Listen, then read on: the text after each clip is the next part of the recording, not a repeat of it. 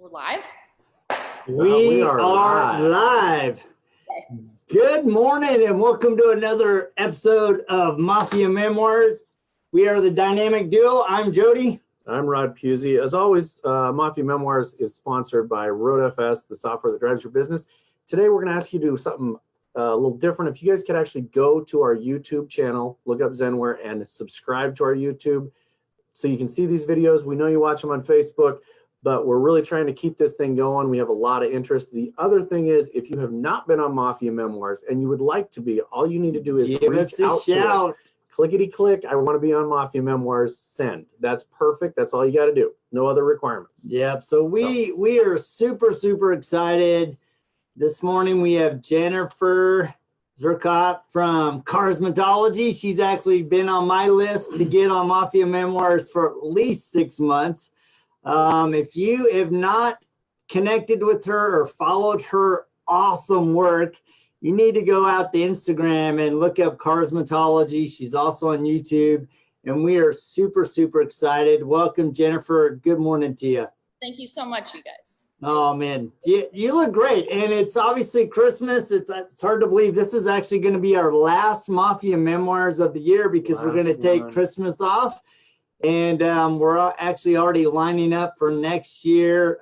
Got some really cool people lined up, so looking forward to that. So let's talk about you. How did you get started in the detailing world? That would be probably one of the most common questions that I get, and it kind of always changes. Well, I mean, it doesn't change, but I would say that I got started detailing. I mean, I was 15 years old, and everybody that was, well, not everybody, but there were a lot of people that were younger and they wanted to work at the local car wash. It was like the cool thing to do. So I got a job there at 15. And I would say any job that I had before 19, I really didn't care about. Typical teen. That makes sense. Yeah, that makes perfect sense. I mean, 17, well, I worked at that car wash for a hot second, washing and drying. And then I ended up working as a cashier every once in a while too.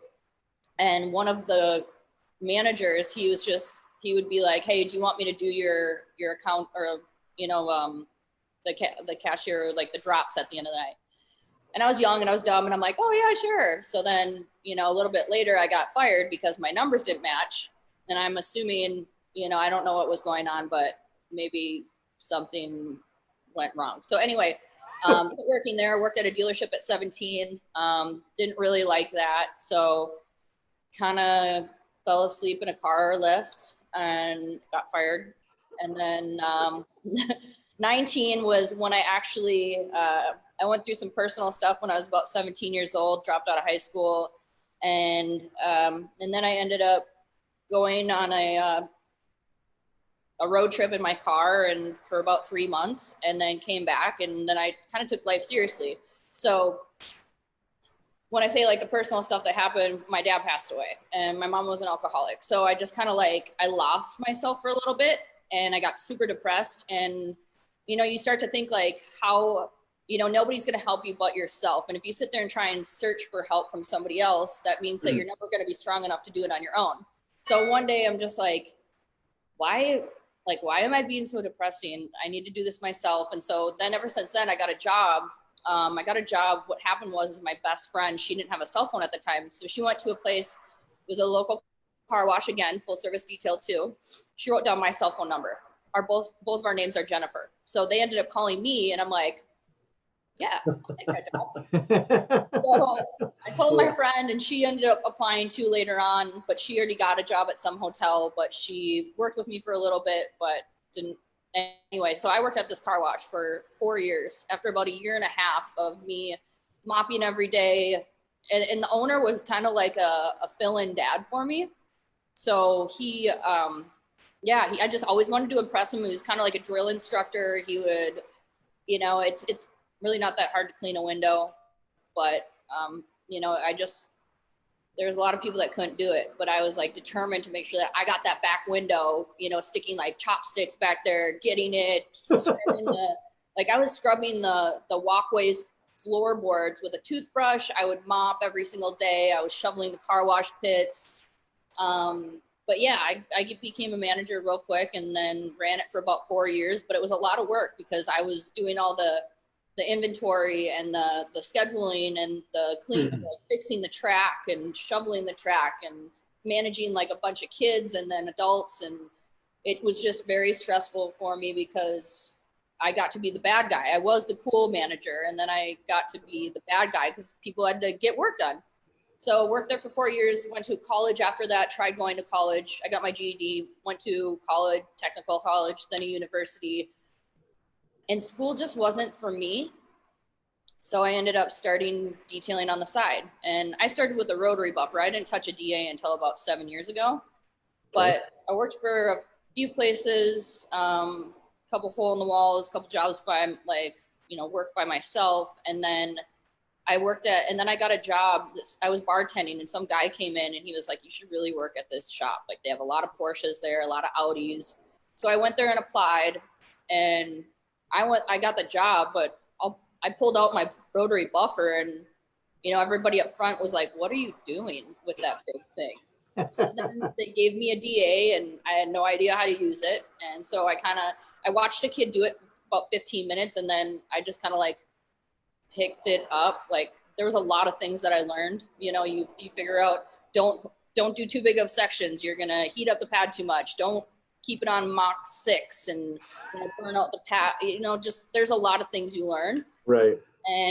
But the fact that I figured out how to, polish out black paint, I mean, that was really cool. So yeah. I don't know, I kind of stuck with that for a couple years, but I never got a raise, which I was supposed to when I got acclimated. And I was there for 2 years. I was getting $13 an hour. I was almost pushing 30 years old. And I'm like, I got to go. You're using me for marketing. I loved my boss, who is actually now my boyfriend. I'll get into that a little bit later. But so I was just like, I gotta go. So I started my business. It was Carsmotology. I knew that. So I always kind of like considered it my car cosmetology when people talk to me. And then, I figured, hey, I have a huge passion for working hard, making sure people are taken care of. And they know that it's not just another car for me. Like it's their baby. They worked really hard for it. And, and I thought maybe being a girl, it would help too. So I started my business and I had no money getting into it. Didn't even have money to get the shop. So I had to borrow money from one of my other bosses bartending and then borrowed $1,000 from my mom to get supplies. And I had a 3,000 square foot shop and like one shelf. I had this janky boom box and like nothing, Yeah. So, and I had a boyfriend at the time that was like really, he was quite a treat and asked me to live with him and then been with him for 2 years and found out he was cheating on me. So then I lived in my shop for a year, which was kind of tough because I was like washing myself in a big blue bucket and cold water. Like my shop didn't even have like a sprayer. I had to use my thumb. Like there was just a lot of things that I went through, but it was really tough, but I wouldn't change it for the world. And then after that, about a year later, my boyfriend, well, he wasn't my boyfriend, but my boss came to me and it was just really weird because he like wanted to hang out with me, but we didn't really talk because he thought it was competition. But then he wanted to talk to me and I was really happy because he is a really, really great man. He is, it's a great boss. Besides, he couldn't pay me, but he moved into a 32,000 square foot shop. So I completely understand that like it was hard for him to pay me more, especially when we were only charging about $200, $250 per detail. So but he started to talk to me and I was like, man, I don't know. Like I just got burned. I'm going to hook you up with my friend or something. So the deflection.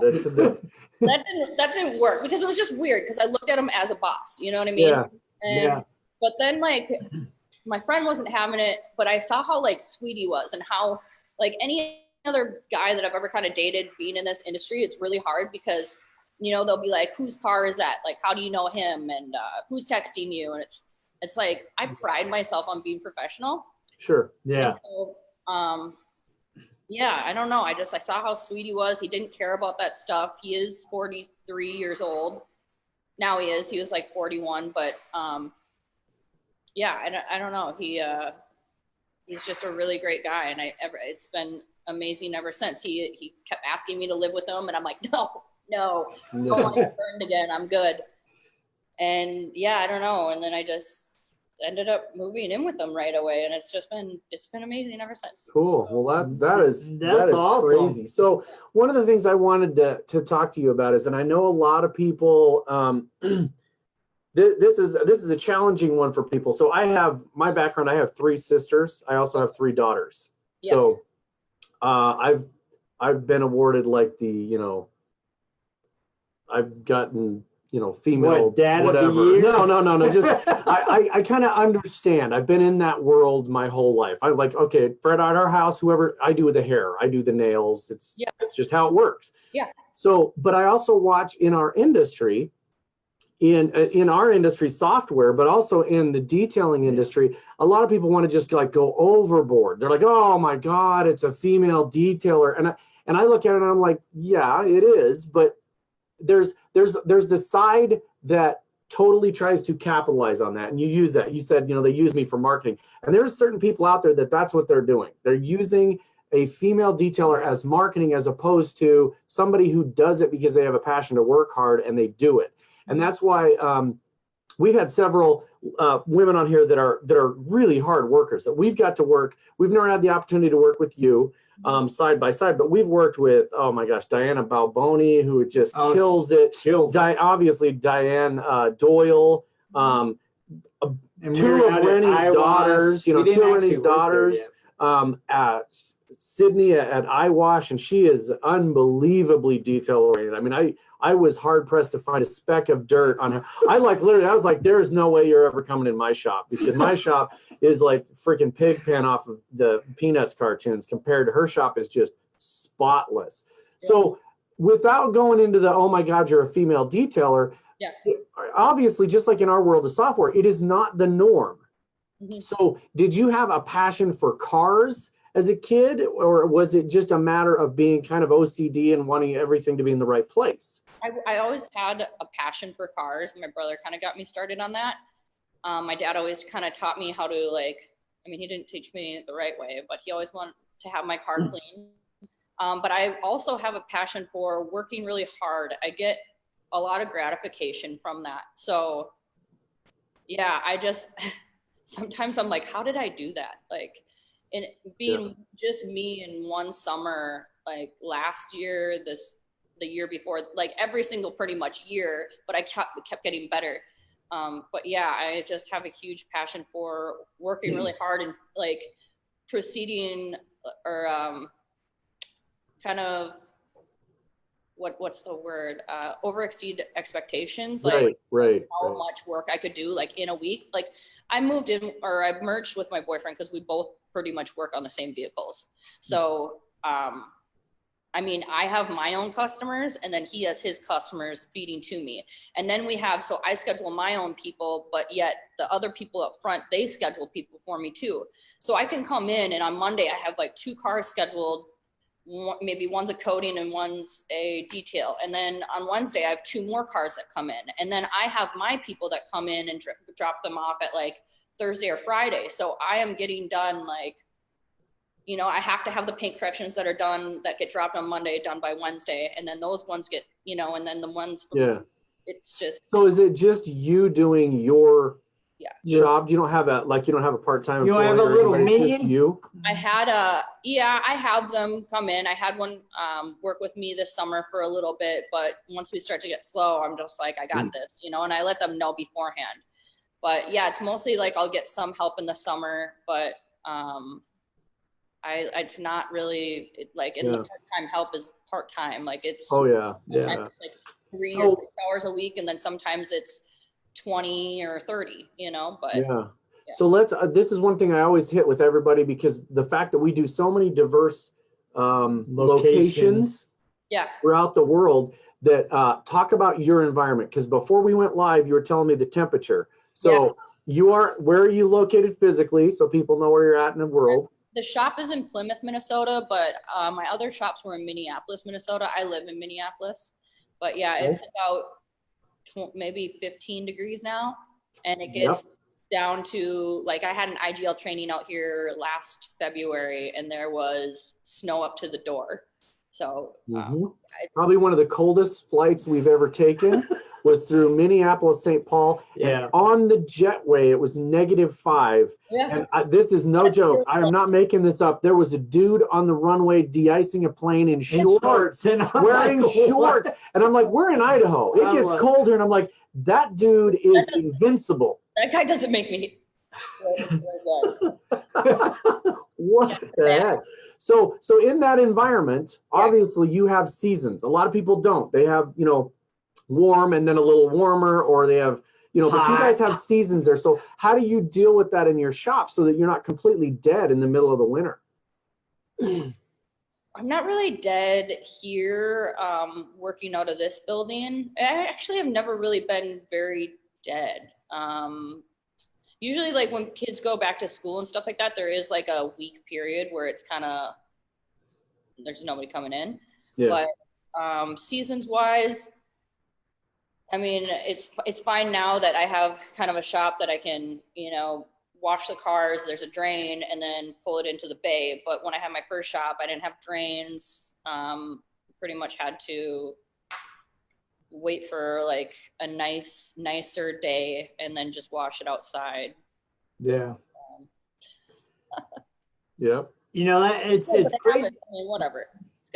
You make it work. And I think that's the thing, is a lot of people, you know, based on what your story, what your background is, you're really, it seems like it's just, you're going to make it work no matter what. And it's hard for some people to get that. When we were at SEMA, Jody and I talked to this really young kid. He was literally just out of high school, like months ago. Yeah. And he was trying to figure out how to do it. He's like, I got a polisher. I've never used it. I'm really nervous. And he was just on the cusp of doing stuff. And literally the advice I gave him, I was like, okay, 2 things, dude. First off, hook up with a mentor. Second off, go to the junkyard and buy a hood. Right. Go buy a hood and then just figure it out.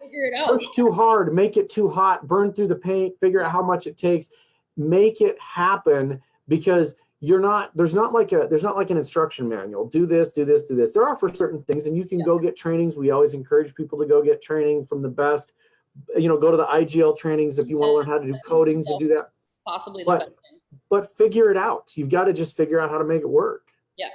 So let's talk about IGL. You are one of the faces of IGL. Let's talk about your role there. I see you heavily involved in a lot of their trainings. Yep. And that, I mean, you are bleeding green in a lot of cases. So let's talk about that.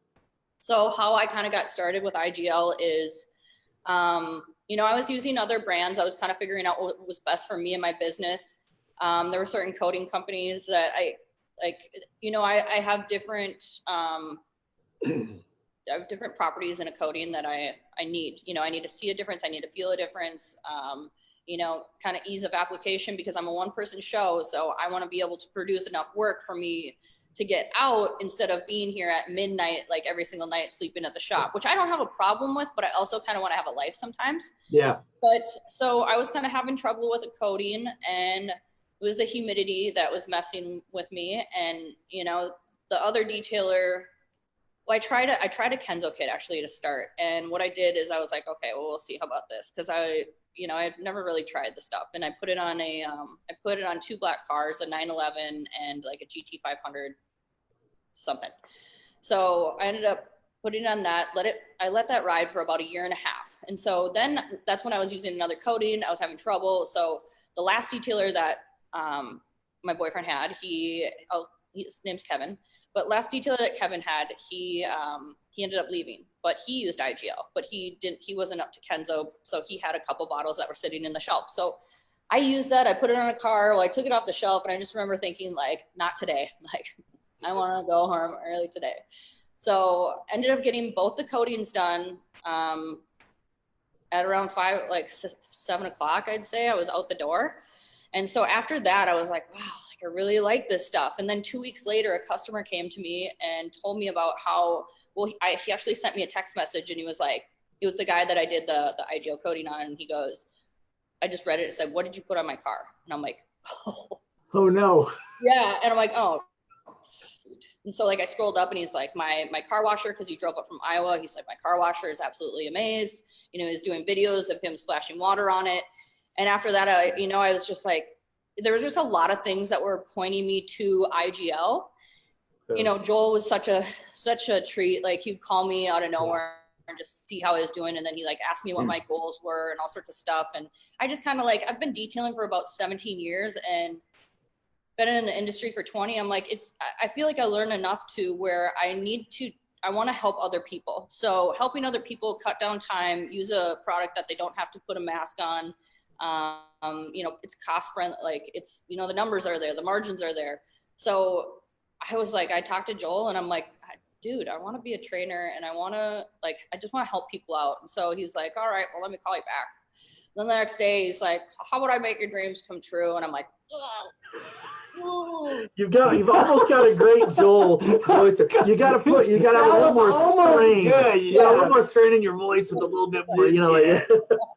How to make your dreams come true. And that's awesome because I'd never met Joel before on SEMA. Yeah. And I had the opportunity to talk to him several times, like 5 or 6 times during the show.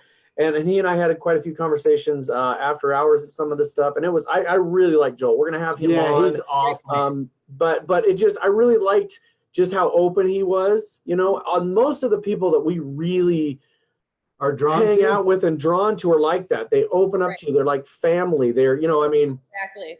That's just, it is a big family and there's no need to be so standoffish, right? I mean, there's a lot of people that are like, I work on Lambos, so, you know, whatever. Yeah. And it's like, that's great. You work on Lambos, you work on black cars and you're great in your area. Yeah. But you go to a different area with a different humidity and you can't use the same products. Yeah. You know, it doesn't work. You have to know what works in your area. Yeah. I mean, I think out of all the coatings that I've used, I feel like IGL has been the best with me in different environments because I don't have climate control in this super sweet bay.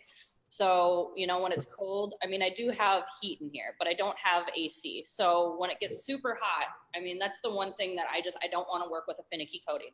So, I mean, you just got to think about the dwell time. So if it's colder, you're going to wait a little bit longer. When it's warmer in here, you know, you're just going to remove it a little bit quicker. But I mean, getting brought in and actually like training, and I'm not going to lie, training and all that sort of stuff, it's something I see myself doing and I'm doing it. Do I get nervous? I mean, all the time, you know, but once I start getting into it, I mean, you get over that. I mean, I sit and I bike in the summertime. I bike every single day that I can to and from work. And it's an hour each way. And I'm sitting there, you know, I'm always trying to like help myself. I'm listening to self-help books. I'm listening to speech like stuff. I mean, so anyway, I just really like that I was given the opportunity, I was believed in, and, you know, they stand behind me 100%, which is pretty amazing, you know? Yeah, and that's what I think you look for in a company too. I mean, that's, you know, one of the reasons that we were really comfortable putting our name right next to P&S is just the people that run it. And Joel's come from the same cloth. I mean, when you can sit there and talk to somebody and call the person on the phone and say, this is what I'm experiencing. Yeah. And they're not just like, well, you know, our policy says, when they go, okay, let's talk about why you did that. What happened there? What, you know, going to those trainings. And it is very daunting. It's intimidating when you're the person training something. I recently had a high school kid come to me and ask if he could do an apprenticeship for credit in my home shop. I don't own a professional shop.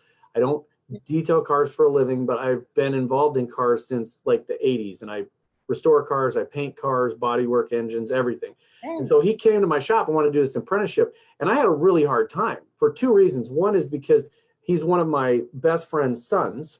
Yep. And the other reason is because I was telling my wife, I'm like, I literally, this is going to be his first impression of what this is. And I don't want to send him down the wrong path. So I constantly find myself in the first couple of weeks of this going, okay, well, this is how I do it. And almost like apologetic.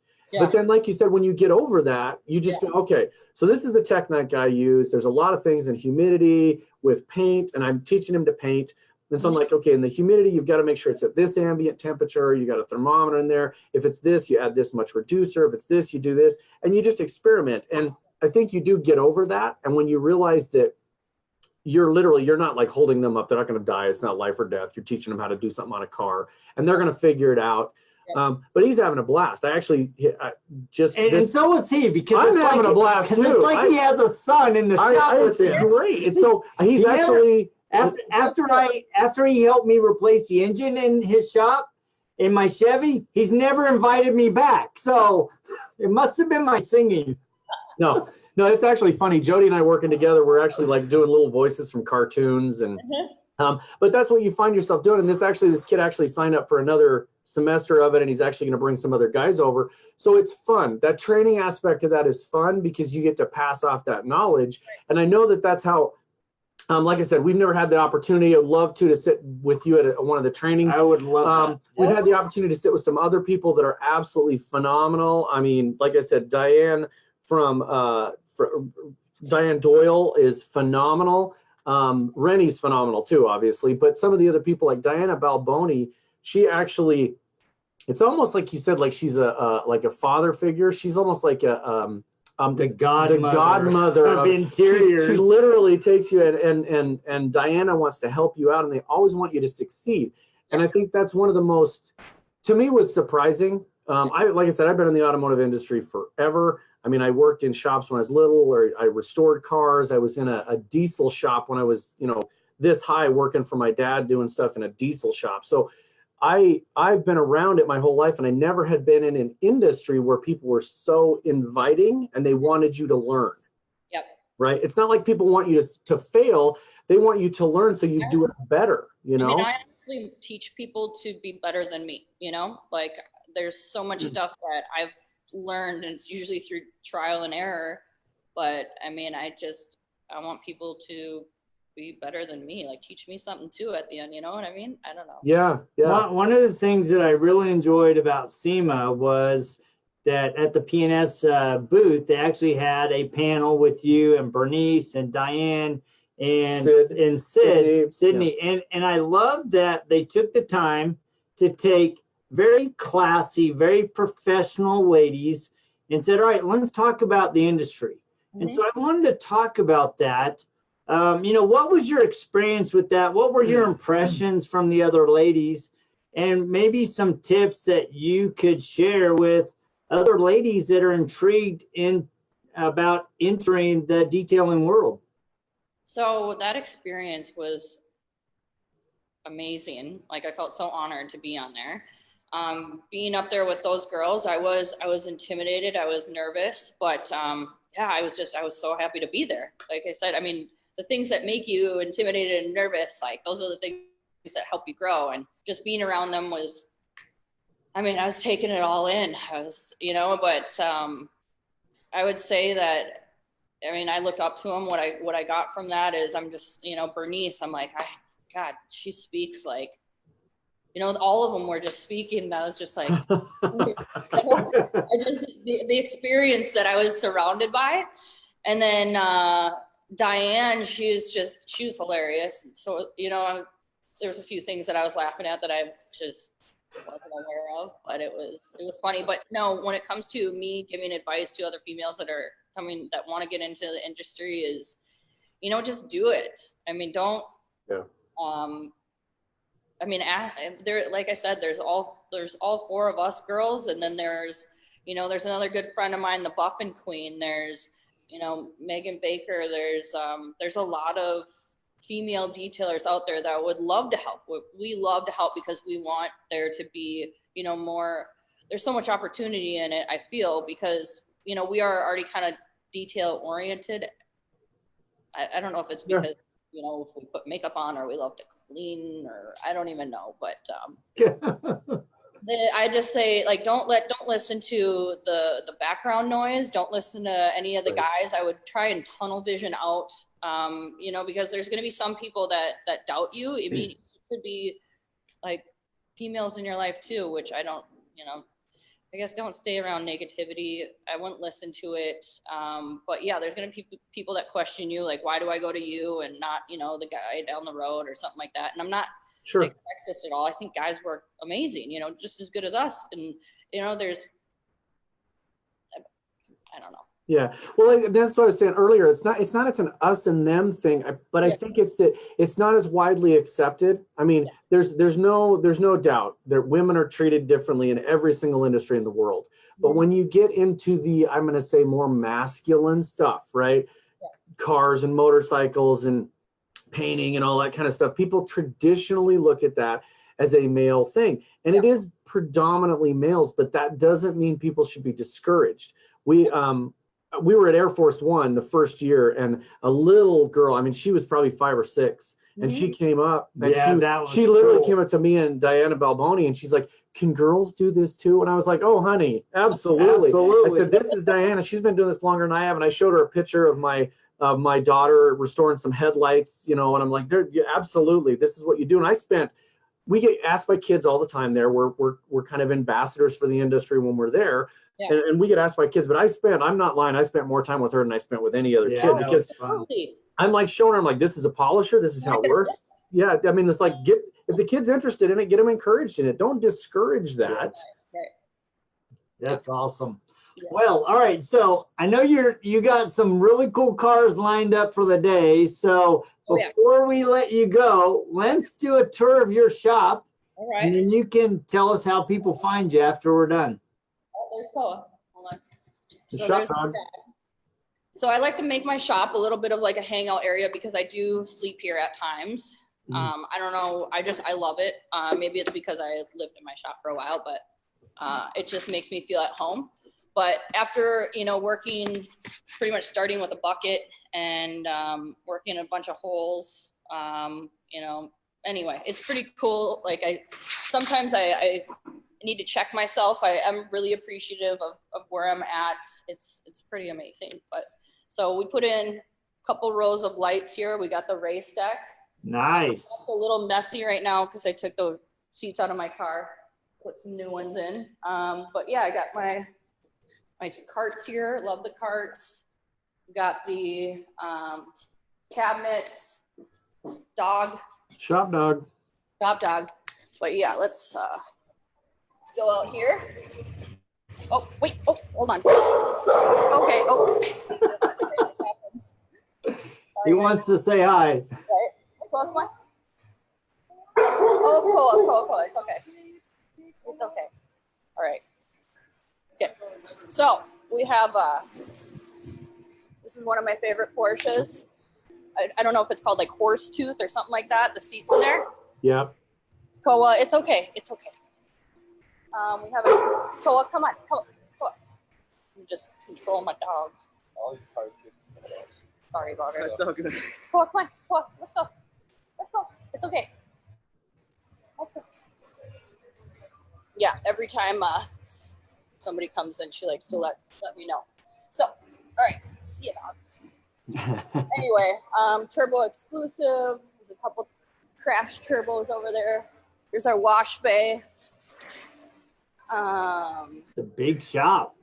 So the next cars I have on the list to do are, well, that one right there, Ventador, and then I got this Huracan that's wrapped in Stealth Expel PPF. So is that a matte finish?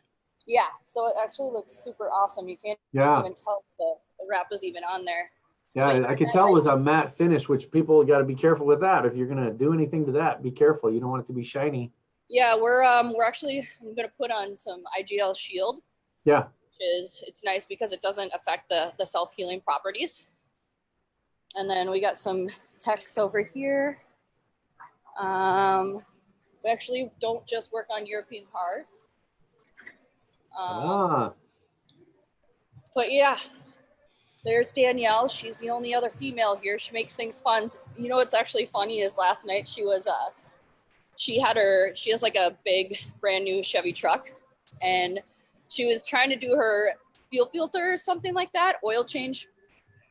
But Kevin ended up leaving, and he's like, "Are you sure you're okay?" And she's like, "Oh yeah." And I don't really know if she knows how to put the lift up or down, but I showed her this really cool Photoshop app, and she ended up photoshopping a picture of her truck crooked, like down in the ground. And Kevin was like, Kevin was like, he was eating dinner out to eat with his brother and stuff like that, and he saw the picture. Here, I'm just gonna, I gotta show you guys this. Oh God, that's hilarious. Yeah, yeah, definitely. Yeah, look what happened at the shop after hours. We love to joke around here. It's not corporate whatsoever. Yeah, Yeah, I did that. I worked in a restoration shop in the very early 90s, and I had a black car that we had restored. And the gal that owned it, oh yes, oh perfect. That's awesome. Perfect. But like I looked at it after, actually, I was like, what the? And I'm like, okay, yeah, the yellow pegs or whatever you call them, they're not on the right. They're not on the right spots, but yeah, we did that too. We did that. We had this black car and we'd restored it, and the gal that owned it, unfortunately, she hit one of those yellow concrete posts at a gas station and scraped it all down the side. Yeah. So she brought it in for something else, and she's like, "We're gonna get it fixed," but the guy that owned the shop didn't know. And I went to him and I go, "Chuck, dude, I don't know what happened, but I totally pulling her car in. I completely hit the side of the shop." Oh my God, I thought he was going to punch me in the face. He threw his briefcase across the shop. He's cussing and screaming and throwing tools. And finally, after about 2 minutes, we told him, we said, "Dude, she wrecked it." And then he really wanted to kick my ass. He's like, oh God, it's great. It's great. Yeah, I love it. That's fun. All the time. So. That's awesome. Well, that is awesome. So how do people get a hold of you in your area or outside of your area if anybody needs, training or questions or anything? Oh, so you could get a hold of me at my email, which is jturcotte, all lowercase, jturcotte@iglcoatingsusa.com. Otherwise, if you're trying to get a hold of me, you can get a hold of me locally by that. Otherwise, my work phone is 952-956-2796. And otherwise, you can reach out to me on social media. Yeah.